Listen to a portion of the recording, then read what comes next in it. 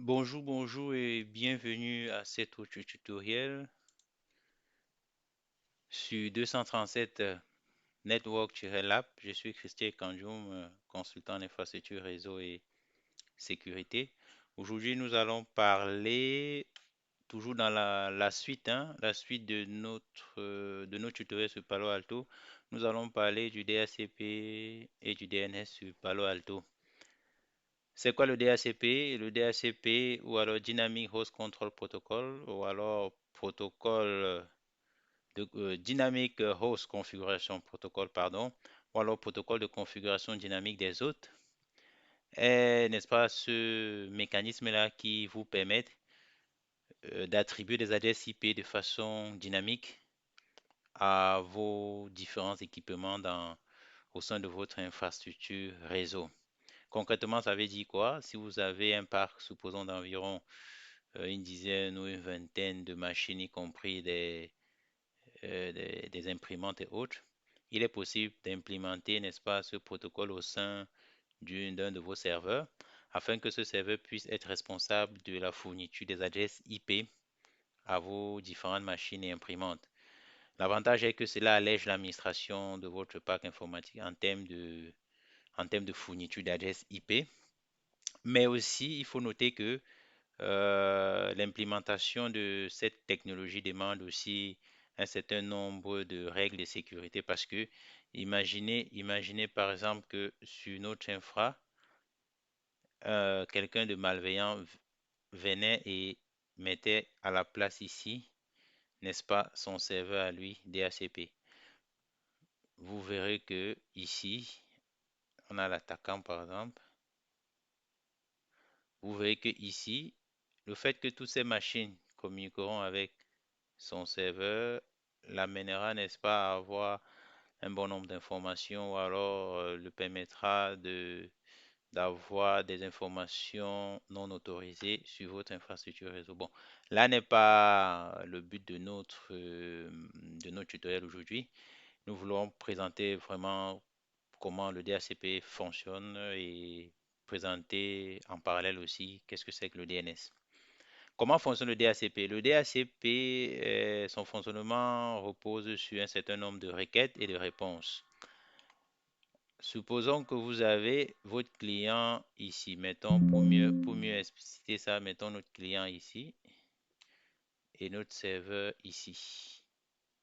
Déjà, il faut noter qu'une entreprise peut avoir plusieurs serveurs DHCP pour gérer la résilience.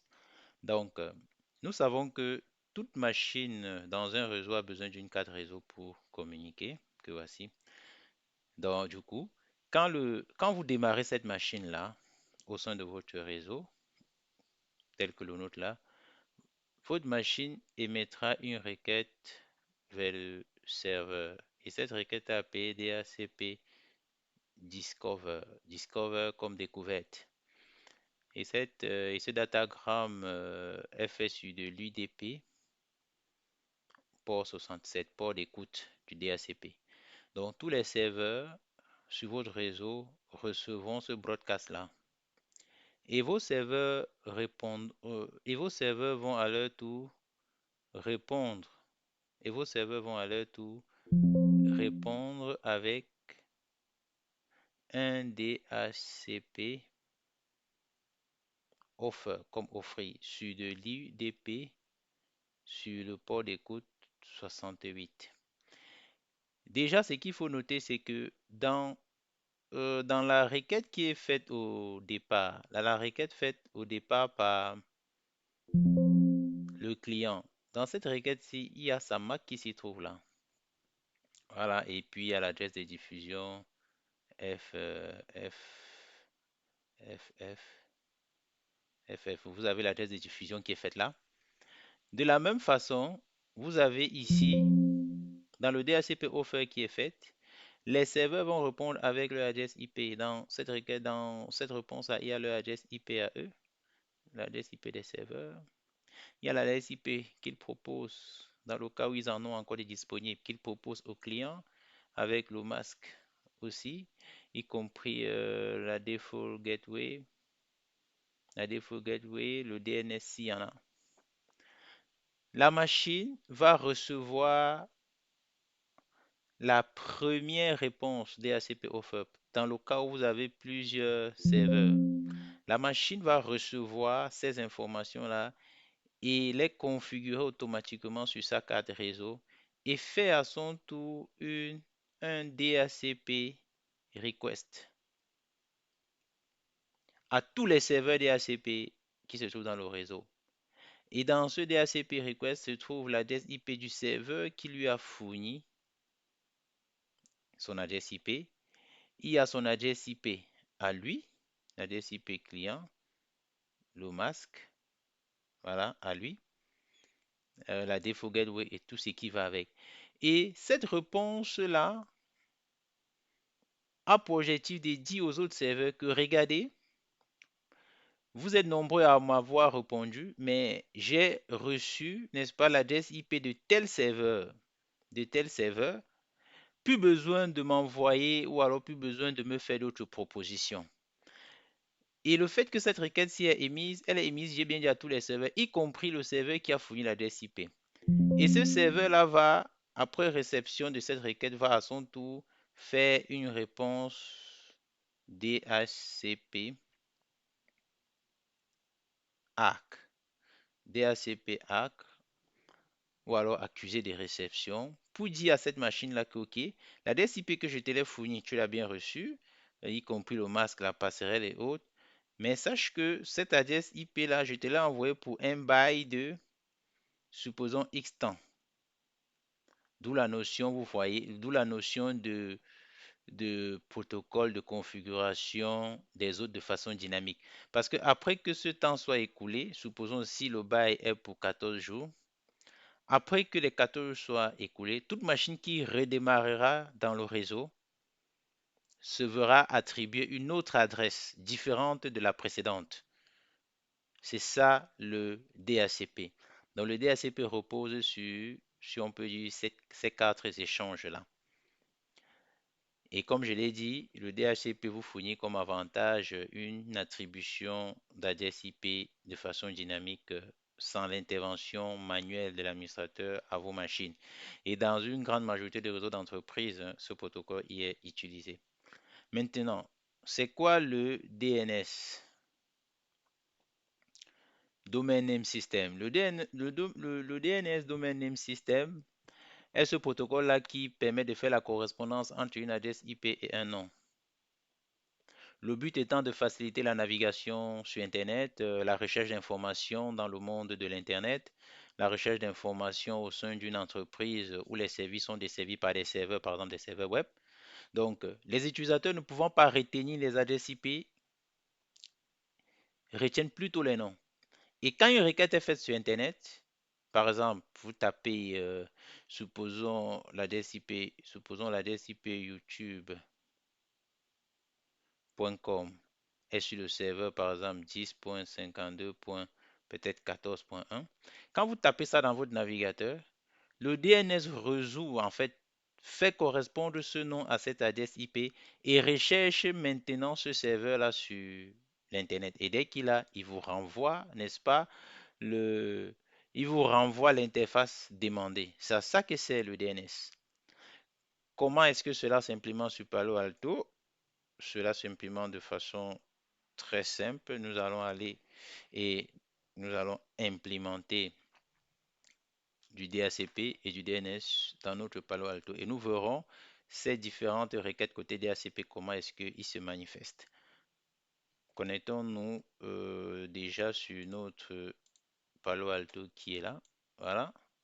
Je tiens à préciser que l'interface Ethernet 1/1 de notre Palo Alto recevra l'adresse IP par DHCP sur notre modem et que ici nous aurons une adresse fixe que nous mettrons sur laquelle nous allons déployer, n'est-ce pas, du, implémenter notre Palo Alto comme serveur DHCP sur cette interface bien sûr. Et nous allons entre autres configurer aussi le NTP. Notons que le NTP n'est pas l'objectif de notre formation, mais durant notre processus de configuration, nous allons l'implémenter. Donc, ceci étant, nous sommes sur notre interface Nous sommes sur notre interface Palo Alto. Nous allons à Device. À Device, nous allons à Service. Ça, c'est pour configurer bien sûr le DNS. C'est pas très compliqué. Au niveau des services, nous venons là. Il y a une petite roulette. Il y a une petite molette ici. Vous allez là. Vous avez DNS. Nous mettons 8888. Celui de Google. 1.1.1.1. Et en parallèle, nous configurons notre NTP 0.cap suivant notre position ntp.org.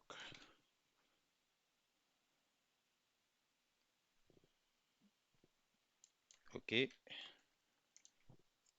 Primaire. Nous allons faire notre cours ou un autre tutoriel où nous présenterons, où nous parlerons du NTP, de son mécanisme d'authentification, de son importance dans une infrastructure. Voilà. Maintenant, nous allons passer à la configuration de nos interfaces. Et comme nous l'avons dit, pour configurer les interfaces en Palo Alto, les zones sont indispensables. Dans notre cas, nous avons la zone que nous allons appeler Internet, pour aller vers Internet bien sûr, qui utilisera les interfaces de type 3. Est-ce que j'ai bien écrit Internet là? Non. Internet. OK, nous allons mettre ici notre LAN, simplement, qui utilisera aussi les interfaces de type 3. Maintenant, nous passons à la configuration de nos interfaces. Notre interface Ethernet 1 qui lui ira sur Internet est une interface de type 3. Il utilisera, nous utiliserons le routeur virtuel par défaut. Nous allons parler de ce routeur virtuel là quand nous allons parler du routage au sein des équipements Palo Alto. La zone Internet.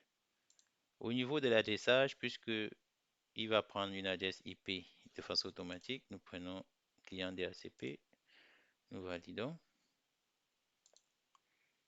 Interface 2, type, commentaire LAN, type, interface du niveau 3, par défaut, il desservira notre LAN. Ici, notre LAN, conformément à notre schéma, /24. OK, nous validons. Maintenant, nous allons aller configurer quoi? Notre serveur DHCP. Vous venez à DHCP, ajouter. Notre serveur DHCP s'appliquera sur cette interface-ci. Choisissez interface Ethernet 2.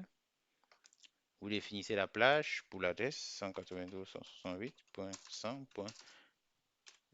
Ma première adresse commencera à 100, n'est-ce pas? Et s'arrêtera à 200. Au niveau des options, il ne faut pas oublier, notre serveur DHCP a une passerelle. La passerelle, c'est autre chose que l'interface du routeur lui-même, cette interface 2. Le sous-réseau, nous travaillons dans la plage /24.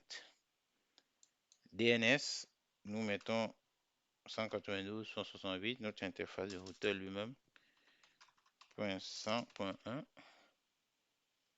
En secondaire, nous mettons 8888. OK. Notre serveur DHCP est configuré. Aussi simple que ça. Le bail ici est illimité. Ça veut dire, dès que le gars a pris son adresse, c'est ce qu'il aura toujours. Nous pouvons définir le bail, comme nous l'avons dit, pour un jour, pour 2 jours. Ça veut dire quoi? Ça veut dire, si j'ai défini le bail pour un jour, ça veut dire 24 heures. Après ces 24 heures-là, si le gars ne démarre pas sa machine, l'adresse IP qu'il a eue précédemment sera toujours sur sa machine. Mais dès que la machine est redémarrée, tac, elle demande une nouvelle adresse IP. Donc nous mettons le bail un jour, nous validons là. Notre serveur DHCP est bel et bien configuré. Maintenant, nous allons faire un petit test à aller un peu sur Internet pour donner un peu plus de sens à notre lab. Pour cela, pour que deux zones puissent communiquer, il faut une règle sur les pare-feux parce que par défaut, les zones ne communiquent pas entre elles. On va sur nos politiques de sécurité ici. Voilà. J'ai agrandi un peu ma fenêtre. Je vais dire Insight to outside. Ça, c'est ma règle. Il s'agit de l'interface source qui est LAN en destination de l'interface de sortie là.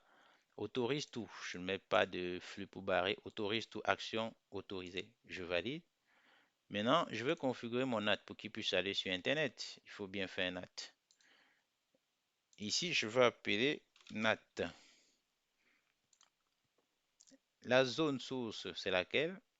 Vous voyez que c'est toujours aux zones que s'appliquent les restrictions. C'est pourquoi j'ai dit, si vous n'avez pas de zone, vous ne pouvez pas configurer votre interface. Parce que quand vous appliquez la règle à la zone, tout ce qui est interface dedans subit ou alors est soumis à la règle. Interface, zone de sortie Internet, l'interface qui est concernée, interface destination Internet 1, tous les services. Au niveau de la transaction, je prends du dynamique, ce qu'on appelle PAT, c'est du dynamique. Type d'adresse de transaction, je prends adresse d'interface. Et ici, je spécifie mon interface de sortie 1 et j'applique. À ce niveau, on est bon. Donc, je peux appliquer ma configuration. J'applique ma configuration là. Voilà. Pendant que ma configuration s'applique, vous allez voir, je vais lancer ici.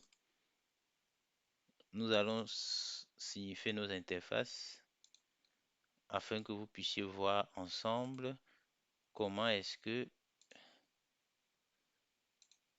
vous allez voir tous nos requêtes DHCP se manifester là. Là. OK. Voilà, notre configuration progresse.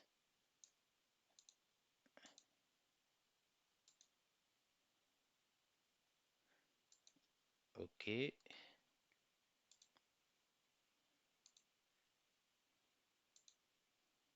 OK. Voilà. J'ai démarré mes machines.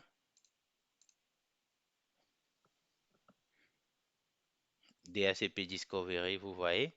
Quand nos machines prendront des adresses, vous verrez, nous verrons ensemble ces trois requêtes. Nous verrons comment les communications se sont faites. Voilà. OK. C'est bien. Nous pouvons bien voir ici que sur nos interfaces, notre routeur ici, lui, il a pris l'adresse IP.16. C'est bon. Là, connectons-nous à nos machines.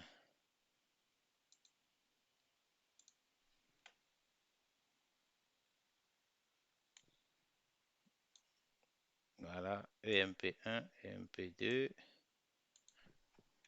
test, 1, 2, 3, test, 1, 2, 3.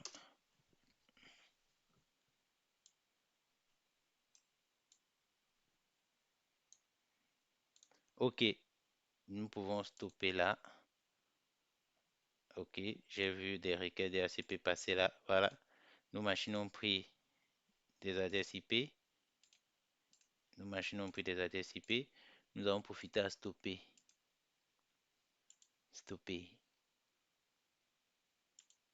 OK, maintenant, DHCP.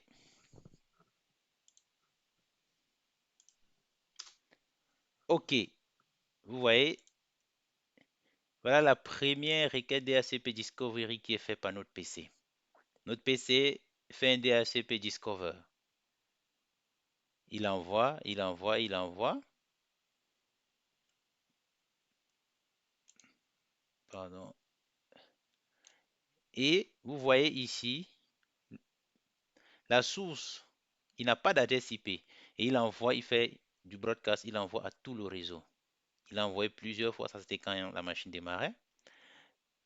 Ici, vous avez un DHCP offer qui est envoyé par qui? Par notre interface Ethernet 1/2, ça veut dire notre serveur DHCP, qui lui fait un offer en lui proposant cette adresse-ci.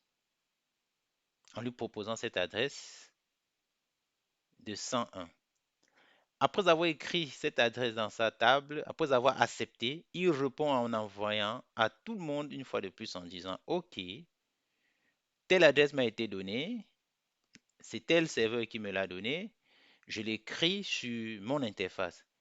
Et dès que le serveur, à son tour, le serveur qui lui a envoyé les informations reçoit ce DHCP request, il répond en disant, OK, j'écris cela dans ma table, je mets à jour ma base de données DHCP disant que c'est toi qui as pris l'adresse 192.168.100.101. Et vous voyez que ici, si on regarde le mécanisme est le même. Vous voyez? Pareil, ici c'est le 100. Vous voyez, le mécanisme est le même. Donc nos trois requêtes ont bel et bien marché. Voilà. Nous pouvons aussi faire des tests pour voir effectivement les adresses IP de nos machines. Ici, avec DNS y compris, IP config simplement. Vous voyez, ici c'est 101. IP config, ici c'est 100. Ici, là, si je mets /all, nous verrons qu'il nous donne même avec le DNS que nous avons configuré. Le DHCP serveur, il est là. Et le DNS que nous avons mis en premier, si vous vous souvenez, il est là. Et nos machines peuvent aller sur Internet grâce au NAT qui a été fait. Google.com. OK, nos machines peuvent aller sur Internet.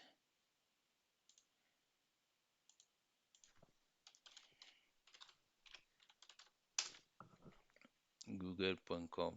Et nous pouvons appliquer des filtres si nous en avons besoin à nos machines. Et pour voir, allons à Monitor, nous verrons ici les différentes machines qui travaillent. Et voilà, nous avons la 100, 100, 101 et nous avons la 100 avec côté DNS et tout ce qui va avec. Donc, vous voyez bien que grâce au DHCP, nous avons pu attribuer les adresses IP de façon automatique à nos machines. Nous vous disons à très bientôt pour un autre lab parlant du routage et des protocoles de routage au sein de l'équipement Palo Alto. Merci et à très bientôt.